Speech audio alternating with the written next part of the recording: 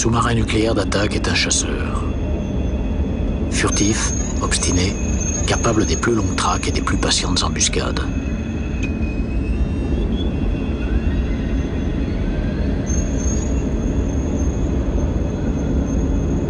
J'ai obtenu l'autorisation exceptionnelle d'accompagner l'équipage du sous-marin La Perle pour une mission de 4 mois, classée secret défense.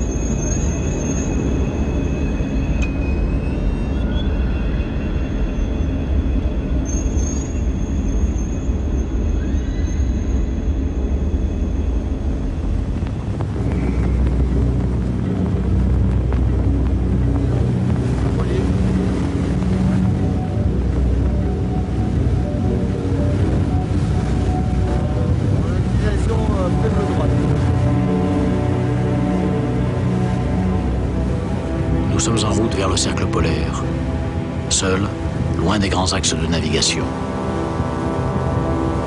Nous sommes prêts à plonger dans les eaux désertes, recouvrant les anciennes frontières invisibles de la guerre froide.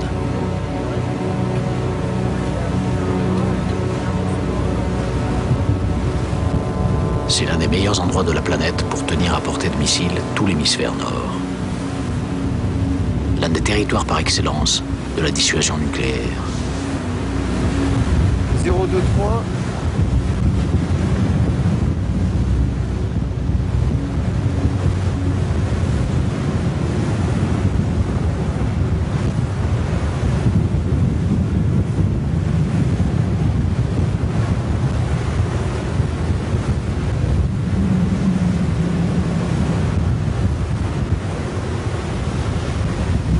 Ici, pas d'ennemis, mais pas d'amis non plus.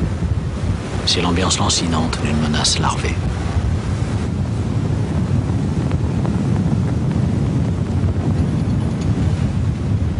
La Perle ne possède aucune arme nucléaire.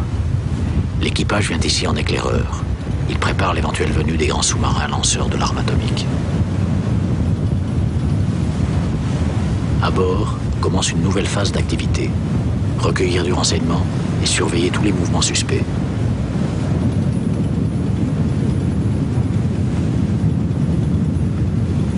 Lorsque nous aurons plongé, plus que jamais, les consignes seront silence et discrétion.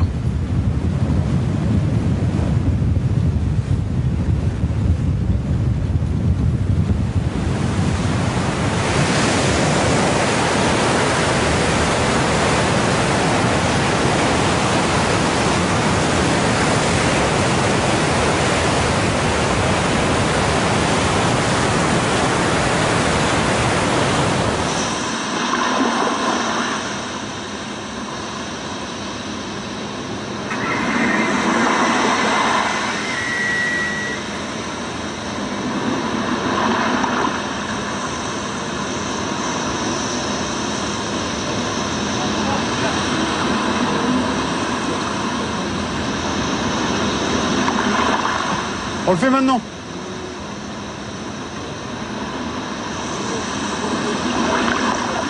On recale. À partir de maintenant, toutes les informations que l'équipage va collecter seront intéressantes et même susceptibles d'échanges avec les services secrets d'autres pays. On pose le recale à 12 nœuds, ça défile moins rapidement. Ok. J'envoie une 02 dessus. Pour les hommes, c'est très clair. Il faut enregistrer, photographier si possible, toutes les rencontres inattendues. Azimut 011. Ouais, on prendra une photo plus proche. Bien sûr, je vois bien là. Donc, on arrive à pointer sur cette frégate toutes les minutes. Un tour d'horizon de sécurité toutes les 5 minutes. Est-ce que je peux venir à gauche pour faire défiler droite un peu là? Tu peux venir à gauche si tu veux la défiler droite. Pour nous, c'est clair. Par la gauche jusqu'au 050. Bien. 17 comme de là, il fait une photo. C'est le truc qui est ouvert. Allez à 4000 mètres en 60 droite. Attention, vous faites une photo. 4000 mètres, 60 droite. Allez. On continue à 4000 mètres en 20 droite. On a l'accord. Ok. On a son nom. Vous pouvez juste mettre à jour plein. Je te mets en grossissement 6. Ouais, voilà. On est paré pour la photo, commandant.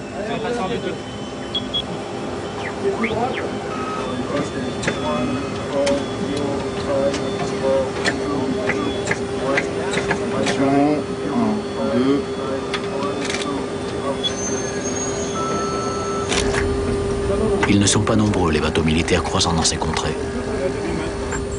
Cela suffit à rendre suspecte la moindre frégate.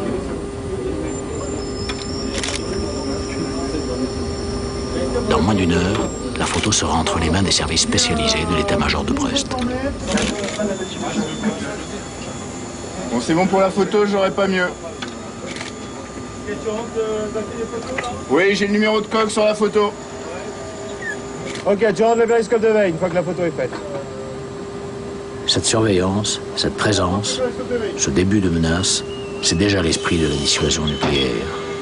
Une doctrine paradoxale sur laquelle se fonde l'espoir de maintenir la paix.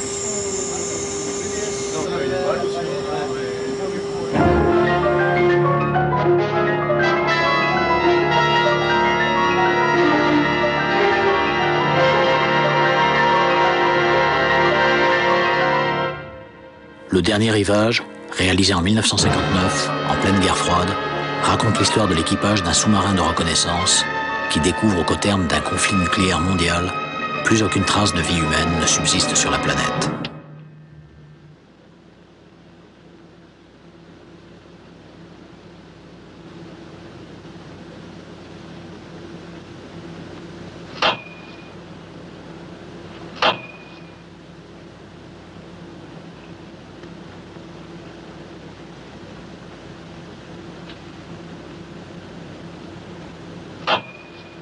L'arme nucléaire, c'est pas une arme absolue, c'est l'arme ultime. Le cauchemar nucléaire est un sujet qui revient régulièrement dans les discussions. Quand t'as plus rien, il te reste ça. Tous à bord savent qu'un jour ou l'autre, ils pourront être appelés sur l'un des grands sous-marins porteurs de l'arme atomique. Quand le territoire a été envahi. Ils sont alors au cœur des problèmes de responsabilité que pose à chacun l'utilisation de l'arme nucléaire. Mais c'est pas une arme absolue dans la mesure où elle ne traite pas forcément toutes les menaces en permanence. À quoi ça sert que, en gros, l'équipage soit informé et réfléchisse et soit convaincu, puisque il est là pour servir et pour balancer un missile si les politiques ont décidé qu'il fallait le balancer. À quoi ça sert de leur dire? De leur dire, évidemment, parce que ça je comprends, mais que de s'y préparer. De toute façon, si la décision a été prise, le bateau, sa mission, c'est de tirer. Ouais, mais c'est un travail d'équipe, c'est un équipage, hein. Donc il faut que tout le monde adhère. On a intérêt à les préparer. Ouais, il faut les préparer psychologiquement. Mais ça peut être assez rapide pour les préparer, mais je peux pas le faire comme ça. Je pense qu'un esprit, justement, un esprit militaire qui a bien compris sa mission, ça sera plus simple pour lui de se dire la décision, elle vient pas de moi.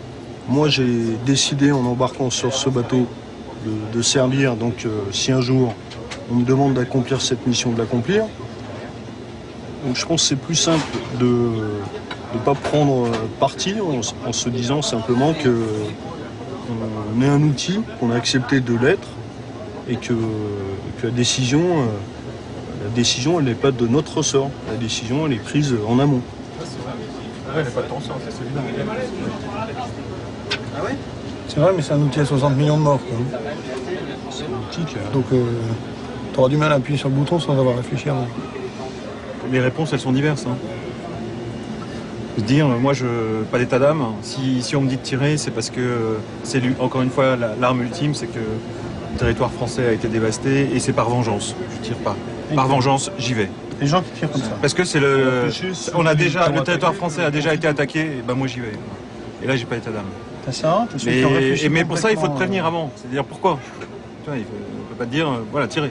On t'a expliqué, ça c'est la situation impose de le faire. Et pourquoi? Ouais, mais c'est le dessin de ces bateaux-là. Non. Enfin, le dessin, c'est de pas l'employer, mais c'est important. Si on s'entraîne à savoir le faire et si on a des missiles qui sont capables d'aller au but, c'est bien s'il y a besoin, qu'ils aillent au but. Oui. Oui, mais ça veut dire que c'est quand même l'échec de ta mission. Ta mission de dissuasion, elle a échec. Ouais. Si tu tires, c'est l'échec. C'est la vengeance. C'est une arme de non-emploi, de dissuasion, parce qu'elle est apocalyptique.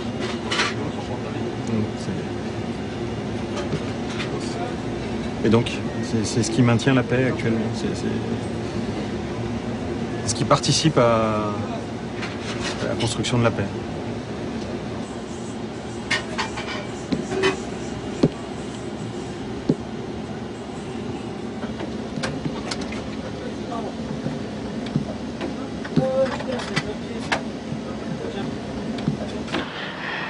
Who would ever have believed that human beings would be stupid enough to blow themselves off the face of the earth? I don't believe it even now. Well, we didn't want a war. We didn't start it. Come on now, how did it start? The trouble with you is you want a simple answer, and there isn't any. The war started when people accepted the idiotic principle that peace could be maintained by arranging to defend themselves with weapons they couldn't possibly use without committing suicide. Everybody had an atomic bomb and counter bombs and counter bombs. The devices outgrew us. We couldn't control them.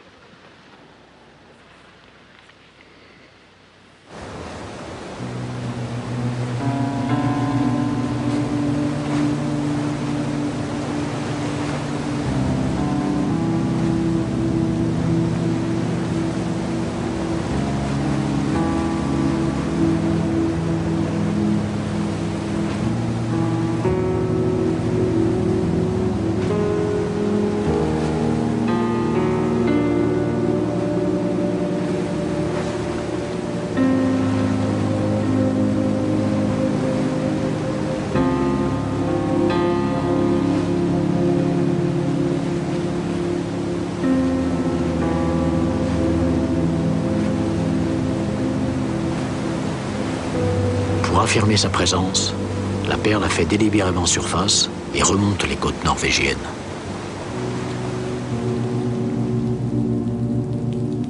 C'est notre dernière escale, Tromsø, une petite ville norvégienne située au-dessus du cercle polaire.